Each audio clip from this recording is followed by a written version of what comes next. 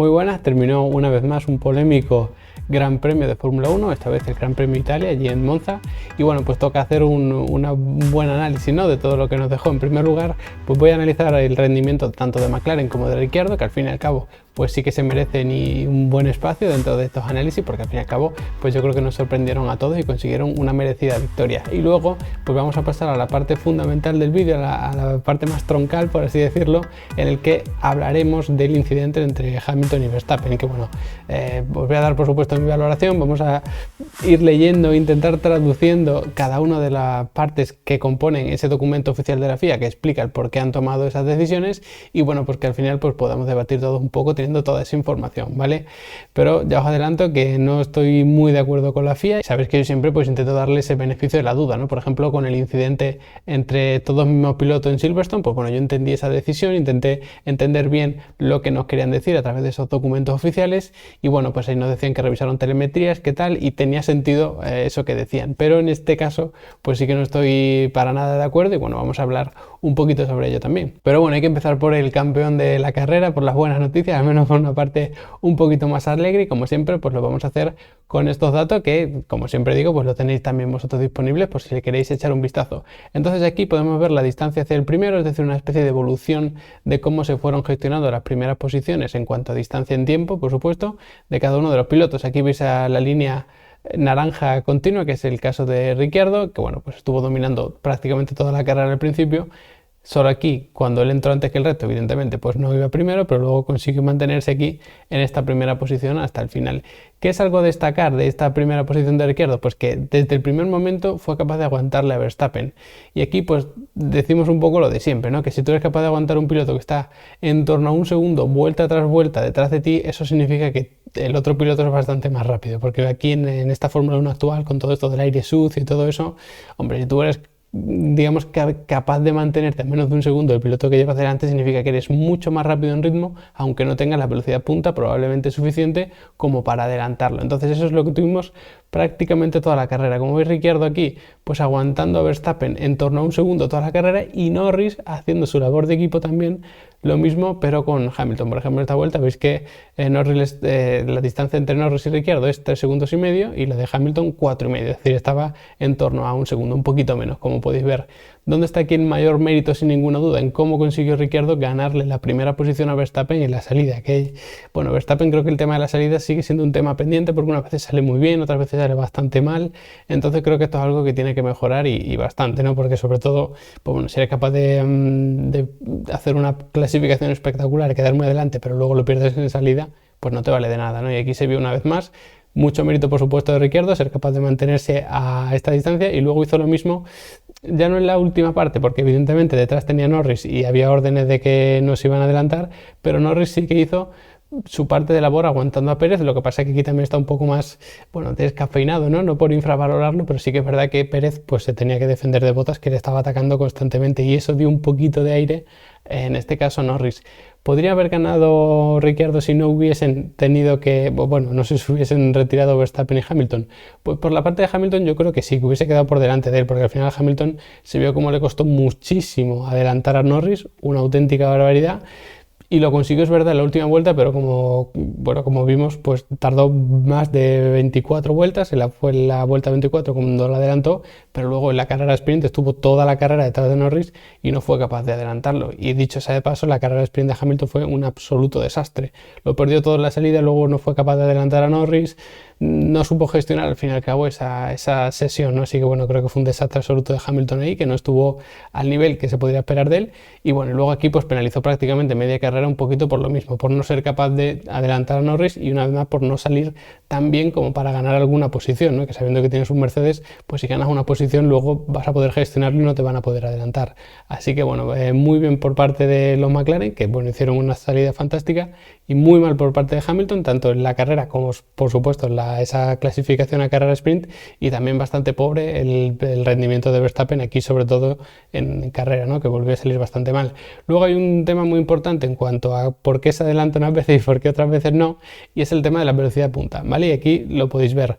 Estos son la velocidad al final del sector 1, del sector 2, del sector 3, que es por supuesto el paso por meta, y la velocidad en la trampa digamos que en el mayor punto de velocidad del circuito.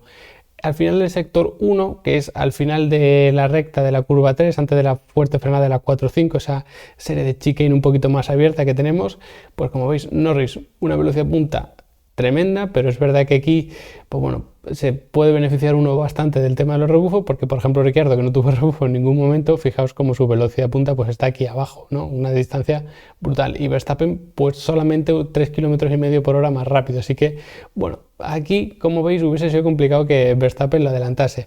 Al final del sector 2, que es también una zona de, ahora sí, DRS, al final de una recta muy larga, como veis Verstappen sí que alcanzó 340 km por hora y Ricciardo mucho más abajo, más de 20 km por hora más lento. Entonces aquí a lo mejor Verstappen hubiese tenido su oportunidad, pero hay que recordar que en esta zona apenas se vieron adelantamientos porque tenías que salir muy pegado al coche delante, la curva 6-7 que vimos en el análisis de Monza. Entonces no tengo yo tan claro que Verstappen hubiese podido adelantar aquí porque era muy complicado realmente. Luego al final del sector 3 y la trampa de velocidad, que es al final de la primera recta, que por supuesto es un poquito más adelante del final del sector 3, pues como veis Ricciardo aquí por delante de Verstappen, que la velocidad por recta fue bastante baja, pero hay que tener en cuenta que abandonó antes de tiempo y demás.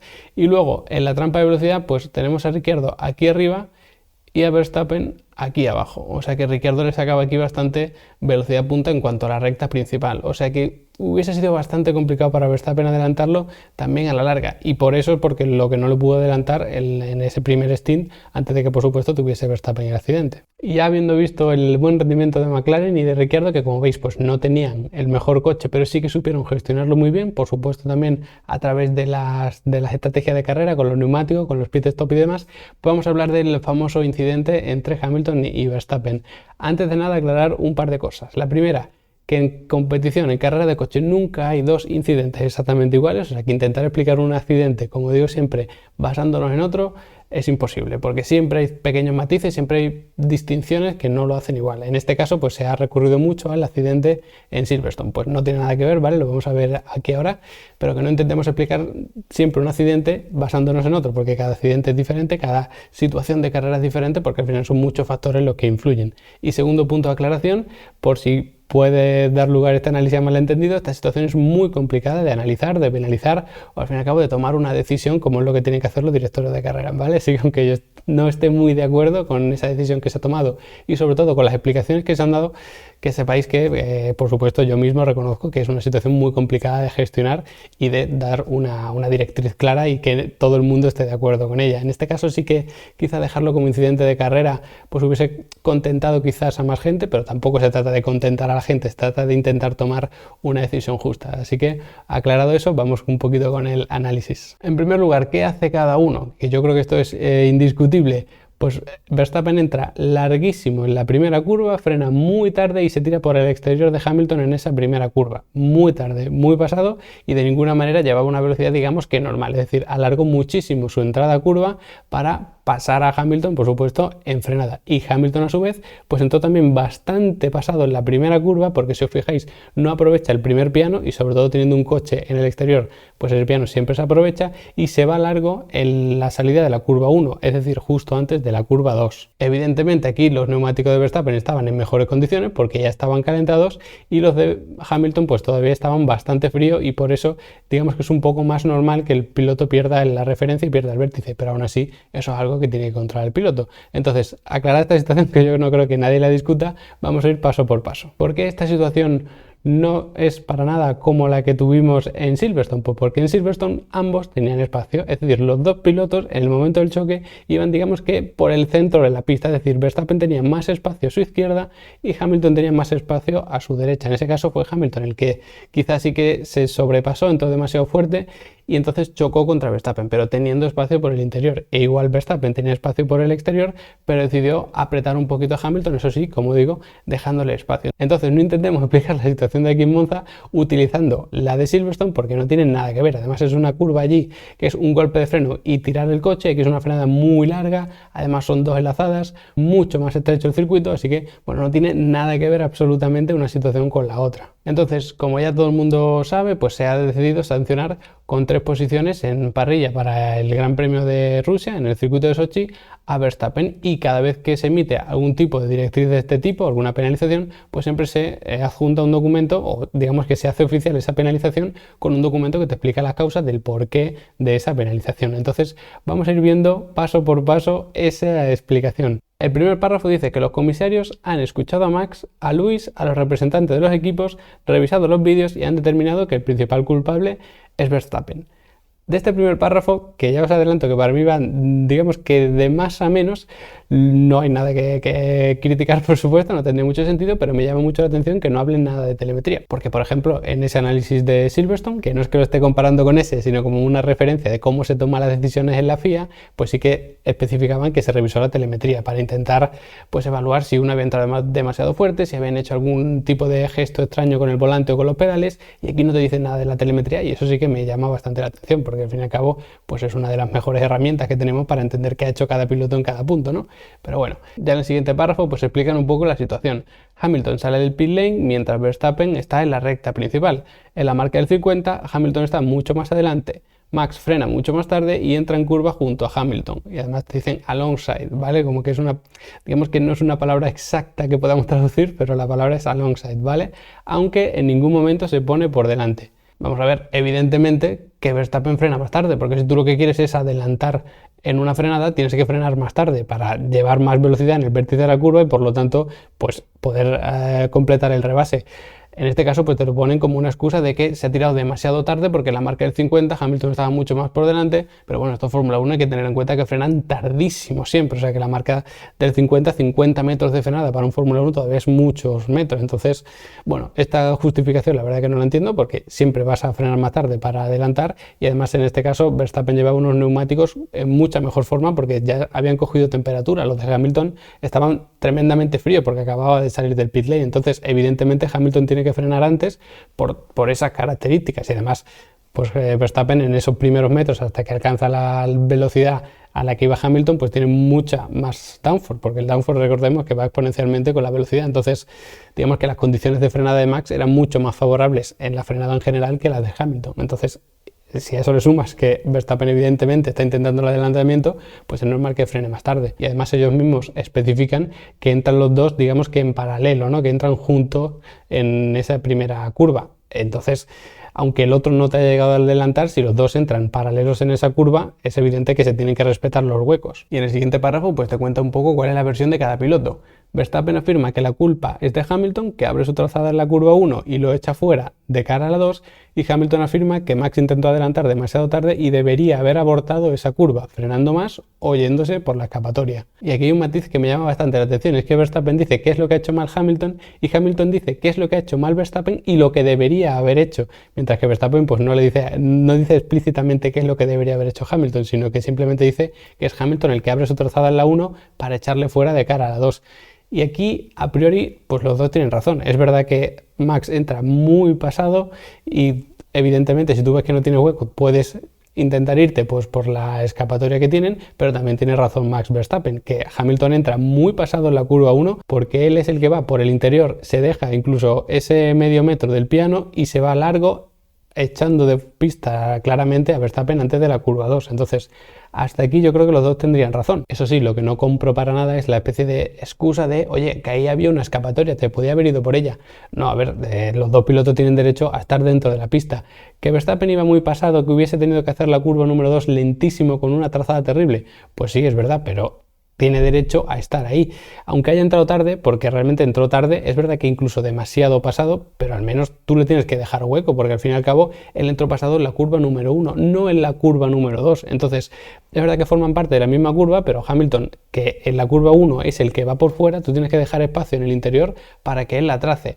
Ahora bien, si él en vez de trazarla lentísimo, que es como la debería haber trazado, pega un acelerón y se sale fuera y choca a Hamilton que había dejado un margen suficiente en la parte interior, pues evidentemente es culpa de Verstappen. Pero si tú ni siquiera das esa oportunidad porque ya le has echado de pista en la entrada de esa curva 2, pues entonces yo creo que aquí la culpa no está tan clara y esa excusa de haberte ido fuera no me vale, haberme dejado hueco. Y como digo, Hamilton incluso se deja el piano de interior de la curva 1, que lo puedes hacer porque al fin y al cabo Verstappen tenía espacio por fuera y es verdad que en la entrada de la 1 no hay ningún tipo de choque y además Hamilton tenía unos neumáticos fríos, entonces más fácil perder el vértice, pero aún así Hamilton ya tiene que contar con que tiene unos neumáticos fríos y que por tanto va a tener que trazar esa curva con menor velocidad para no irse largo. En cualquier caso, siempre se hace referencia a la entrada de la curva 1 y el problema viene en la entrada de la curva 2.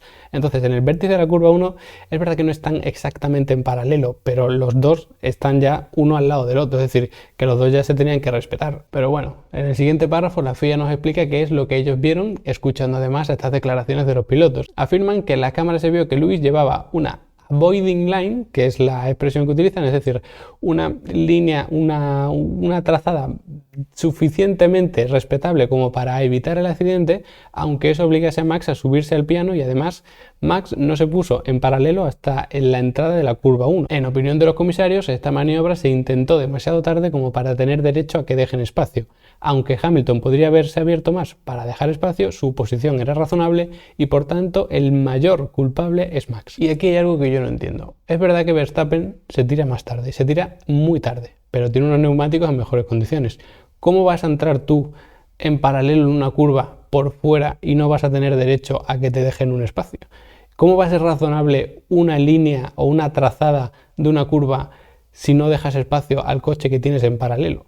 Yo, la verdad que esa parte no la entiendo, porque además Verstappen iba por fuera en esa curva número 1. Entonces, tú tienes de sobra espacio para trazarla sin que ese piloto más o menos te estorbe hasta la entrada de la curva 2. Entonces, ¿por qué en la curva 2 es cuando justamente le echas hacia afuera? Es verdad que entran paralelos en la curva 1 a sorpresa de todo el mundo porque se tiró muy tarde, pero insisto que los neumáticos de Verstappen estaban en mucho mejor condiciones como para trazar mucho mejor esa primera curva. Entonces en esa primera curva no hay ningún accidente, aunque Hamilton va un poquito pasado y Max muy pasado. Pero ¿qué pasa? Que el que va por fuera en una curva, digamos que tiene más derecho, entre comillas, de ir pasado porque, insisto, en esa curva, si tú vas por fuera y te vas largo, evidentemente no vas a chocar al del interior. ¿Qué pasa? Que luego donde viene el problema es en la curva 2, que ahí es donde Max está en el interior.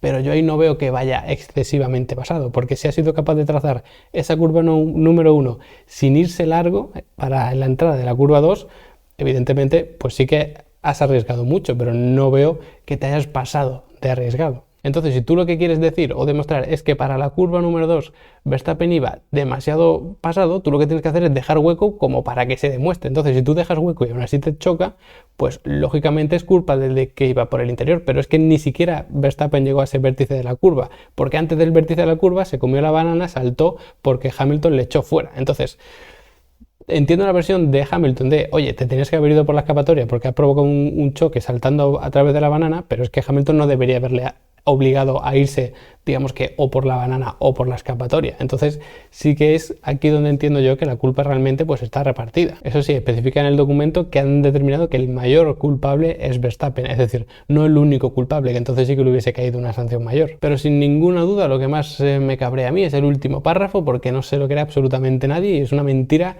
en la cara de todo el mundo. Y es que dicen, en relación con la penalización, los comisarios remarcan que solo se ha considerado el incidente como tal y no las consecuencias. Hombre, si hubieses considerado solamente el incidente como tal, hubiese penalizado a Stroll por echar fuera a su propio compañero de equipo en la curva 6 de la primera vuelta, hubiese penalizado incluso a Giovinazzi, que se echó encima de Carlos, aunque eso terminase en abandono o bueno, en problema para el propio Giovinazzi, hubieses sancionado por ejemplo también al propio Verstappen en Silverstone antes del accidente que hubo porque echó deliberadamente hacia afuera a Hamilton en las curvas anteriores, hubiese penalizado a Mazepin en Zandvoort porque hizo maniobras bastante peligrosas contra su propio compañero. Entonces no me vendas que es el incidente como tal lo que estás penalizando, porque si no hay consecuencias, si no hay digamos que un piloto que se va fuera de pista o un piloto que sale digamos que muy perjudicado, esta cosa no se sanciona, es lo que llevamos viendo todo el año. Y evidentemente si esto hubiese quedado en un toque o incluso que Hamilton se hubiese abierto demasiado,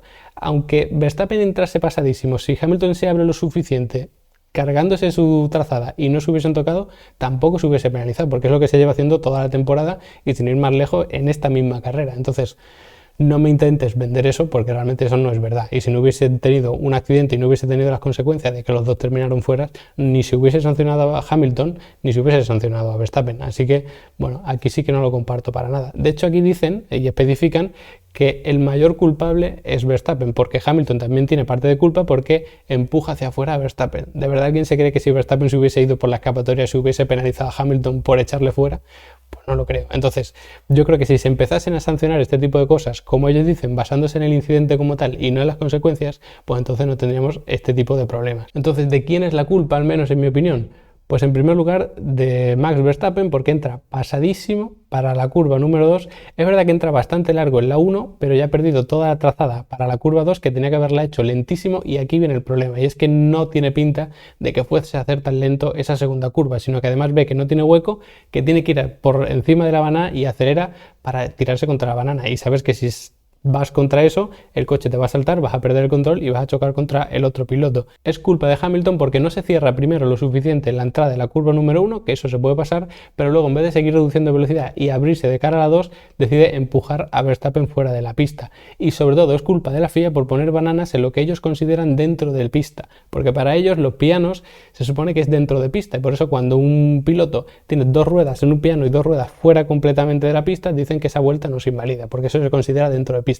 Entonces, ¿qué pasa? Que si tú pones una banana al límite del piano, estás poniendo una banana al límite del propio circuito. Es decir, que si tú vas con dos ruedas sobre la banana, se supone que vas dentro del circuito. Entonces, la trazada de Verstappen se supone que saltó por encima de una banana sin salirse fuera de pista, porque para ellos eso es dentro de pista. Así que, para mí, culpa compartida entre Hamilton y Verstappen, pero sobre todo de la FIA por poner esas bananas disuasorias que no tienen ningún tipo de sentido. Porque si esas bananas no estuviesen ahí, pues ahora mismo hay gente que dice que Verstappen la podría haber trazado bien la curva porque no hubiese saltado el coche, gente que igualmente dice que iba demasiado rápido y sin banana también se hubiese comido a Hamilton, pero la realidad es que no lo sabemos. Y no lo sabemos porque había una banana en lo que se supone que todavía es dentro del circuito. Es decir, un coche puede saltar contra otro coche aunque los dos vayan en paralelo, los dos dentro de la pista, para que considere la FIA. Entonces, si quieres dejar la banana, pues puedes dejarla, pero seguir considerando el piano como dentro del circuito y ponerle una banana de estas a ras, que sabes que hace que los pilotos con el coche salten, pues no tiene ningún tipo de sentido. Y sabiendo que además ahora la prioridad de la FIA, que por supuesto esto no lo niego para nada, es la seguridad, pues hombre, hay que darle una vuelta de tuerca a esto de las bananas, porque no son seguras para nada. Creo que se han obcecado con esta solución.